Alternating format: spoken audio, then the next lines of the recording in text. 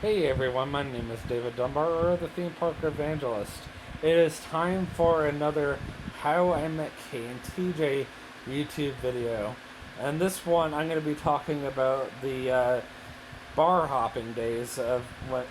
This is basically what helped fuel my friendship or strengthen my friendship with TJ. This is when he and I really hit it off. Now, before I, get into the story, for those of you who are like, David, how dare you hang out at bars now? I just wanted to say a couple of things really quick. First of all, when I was living in Florida, I wasn't very strong in my faith. So, yes, I did used to hang around bars, I did used to drink a lot more than I do now. For me now, it's like once a year, versus back then, it was like almost every week. And unfortunately, back then, I did get drunk. Like one time, maybe twice, but still. And a lot of the problem was the fact that I did used to hang around more worldly people. And also, this was back when my faith wasn't as strong. So, yes, I am very ashamed of it, versus now, I don't do a lot of that stuff anymore. Those days are over. But that doesn't mean I don't enjoy the odd occasional drink or whatnot. The other thing I should mention is TJ enjoyed doing this more back then, because that's what he relayed best to. Unfortunately, due to the fact that's what his mother was used to doing, and she used to take him with him, he just kind of got used to it. So I just want to let you guys know that before I went any further. Alright, now I can start officially. So TJ and I kind of used to hang around at different bars, whether it was like Outback Steakhouse or Chili's, like nothing like fancy. Of course, we did the occasional trip to Disney Springs, that we would hang out at a place I actually introduced TJ to through a former friend, like from forever ago. His name was Chad. He used to take me to a bar right outside of Rainforest Cafe called the Lava Lounge, and I used to take TJ there too. But not as often as we like went to Chili's or whatever. And we normally sat at the bar, and I think a lot of it has to do with the fact that you got an immediate seat. And of course, TJ was really big on NASCAR, so I wanted to mention that too. We really only did this on Sunday afternoons because of the fact that TJ really liked to watch the race. So we would go in the middle of the afternoon, and he would get like a drink or two, and I'd get a drink or two, and we would usually get an appetizer to share. We normally would just sit there and talk, like nothing, out of the ordinary, and we just kind of just watch the race, and he would talk to me throughout the entire thing. And that's something I've gotten used to with TJ, like especially if we get in the car and we go somewhere. He has a tendency to turn on the music, and then he'll start talking, or sometimes he'll turn it pretty loud and then he'll start talking. And I just kind of turn it back down on him so he can hear me better, or I can hear him better. And I kind of have a bad habit of that myself. But I definitely would say he's the worst of the two of us. But back then, TJ and I did used to just kind of chill out at the bar and just talk, have an appetizer. I remember one time we went to Applebee's, and we got a couple of drinks, and we got some appetizers to share. We always did pretty inexpensive. We never were really big about trying to overspend all in one shot. Like, that's one thing I've always appreciated about TJ. Even though he does like to spend a lot of money, he didn't like to spend a lot of money in one shot. We were always like gradual over time kind of spending money, and we always try to go during cheaper times. Like we used to go to Outback Steakhouse on Mondays, because during NASCAR season, Outback's specific racer, whatever his name is again, forget. If TJ was watching this, he'd be making fun of me right now. But There's a racer that, or an NASCAR racer that Outback sponsors, and if he comes in the top 10 Mondays, they would give away free bloomin' onions to anybody who comes in and mentions his name. So sometimes TJ and I would come in on a Monday to the Winter Haven Outback Steakhouse, and we'd go get our free bloomin' onions. And eventually, Kate got involved in that too, because Kate was like, hey, I want free food too, and I'm thinking to myself, I don't blame you. So she started coming and hanging out with us. And trust me, we didn't always go and have alcohol. Like, sometimes we would just go and sit at the bar, and I would have like a Coke and a water, and we'd just sit around and pig out on bloomin' onions. It was kind of fun. Well, there is a part of this story that I know you guys wanted to hear, and I could have advertised this last night. So, I'm assuming you guys want to hear. I know I definitely want to talk about it. So, there was, that guy, Sal Viscery, that TJ and I worked for. At least TJ was still working for him at the time. And he reopened a bar in Winter Haven called Sal's Ale and Bar and Grill. And we got permission from him to come in and work for free food. Like, how cool is that? So we literally were working in the kitchen of these two young guys about our current age right now. We were a little younger then. We were in our early 20s, so they were in their late 20s, early 30s. And they both were, like, professional chefs, probably as good as my uncle is right now, my dad's sister's husband. And, we were kind of just working with them, and we got to see how the kitchen worked, and we really liked their food. They were really good. We just kind of helped out wherever we were needed. We helped out with the washing of the dishes. And, we didn't always work in the kitchen. We also got to hang out on the stage. They had this DJ that would come out, and he would play music. And because of that, we were like, we want to do karaoke, and that was something that they just happened to do at this bar. So TJ and I used to get up there and do karaoke together. TJ was very big on country music when I first met him. He's come a long way since I met him. He's not as much into country music as he used to be. He's also into rock and roll music up to a point, but I would definitely say he's come a long ways. But when I met him, oh my goodness, he was so into country music. And I do have an interesting story about that when the time comes. But anyway, and there was a couple of times that TJ would get up there on the stage and he would start karaokeing country music. And I know one guy, he liked to do karaoke for the most, or music, was Alan Jackson, I believe, if I'm not mistaken. I don't remember, but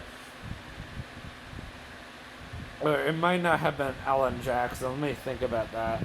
That's right, Trace Atkins. Trace Atkins was TJ's literal favorite guy to do karaoke for. Well, he would literally do like all kinds of karaoke of Trace Atkins music. He karaoke'd songs like Chrome and Swing.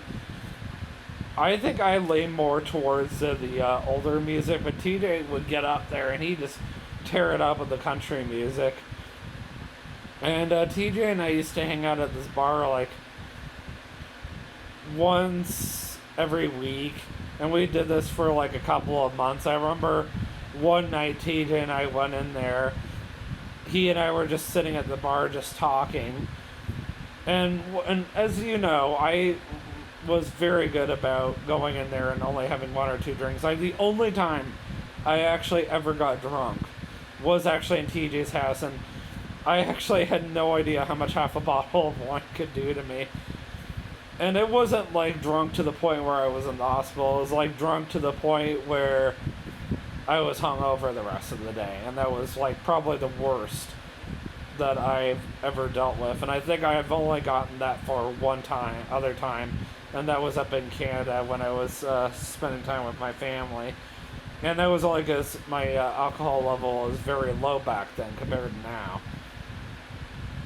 But if I was ever out in public, I kept my drinks to the very minimum, and it was for safety reasons. And I always had a designated driver, and TJ was my designated driver.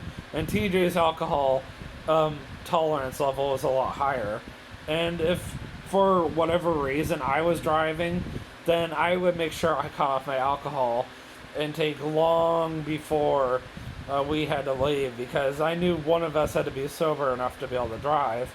And I take driving very seriously. It's not, something that you should just be allowed to just jump in your car whenever you want. It is a privilege. It's not a right, it's a privilege, is what I'm trying to get at. But I do remember this one night that TJ and I were just hanging out at the bar and talking. And there was one guy that had one too many, and they finally cut off his alcohol intake, and we were just like, whoa, that's crazy. And I think, back then when TJ and I were kind of just helping out over there, we were allowed to park behind. Now, I should mention that we still had to pay for alcohol, full price. I think, on the odd occasion, if the owner was there, he would give us a discount or maybe a freebie, but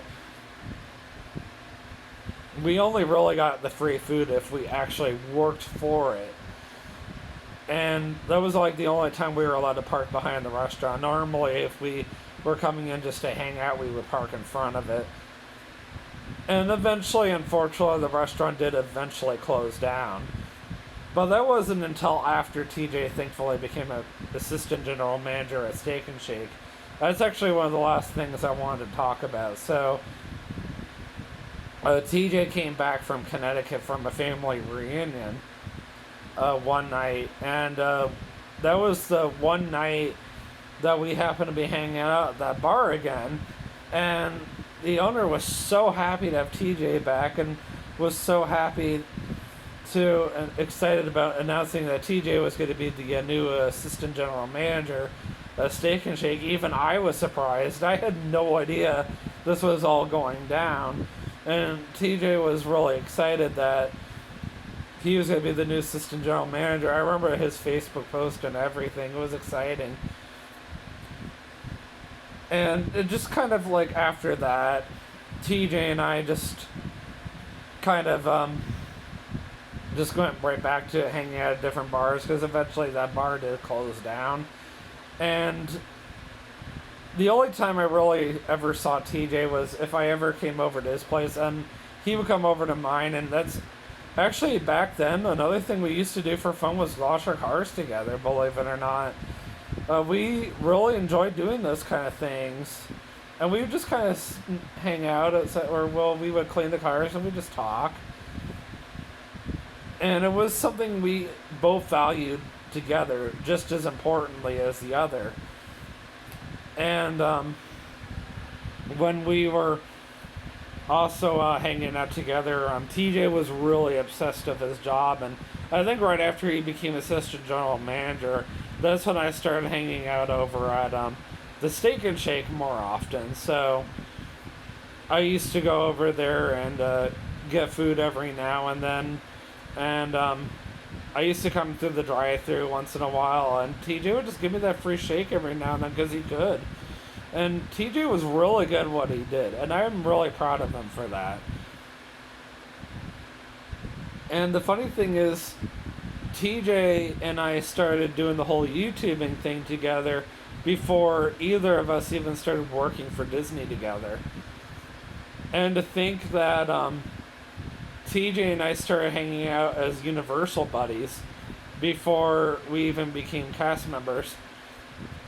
So I just wanted to let you guys know that before I went to the next section, which basically is going to discuss just kind of how my whole YouTube channel started and kind of like what influenced my YouTube channel to start, And then, kind of just like back then, what TJ and I used to do for fun after after we started hanging out at the bars, like right around the time that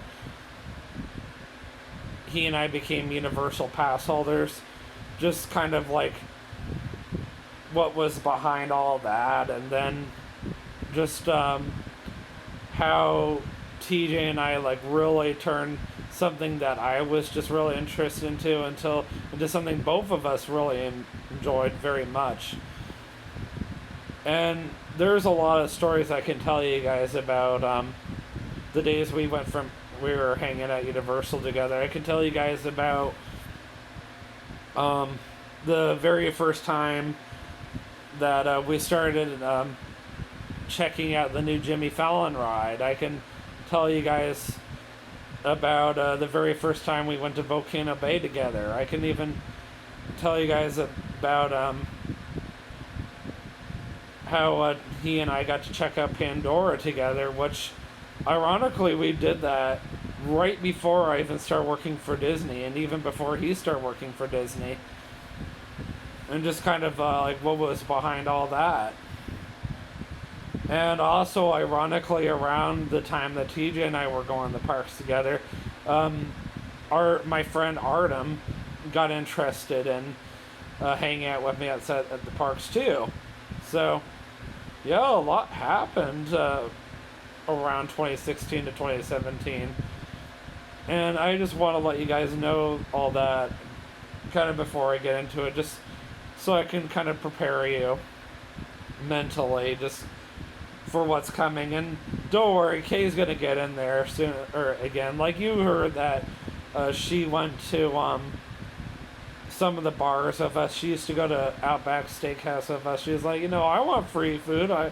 Why can't I go with you guys? Speaking of Kay, I should probably message her and let her know that TJ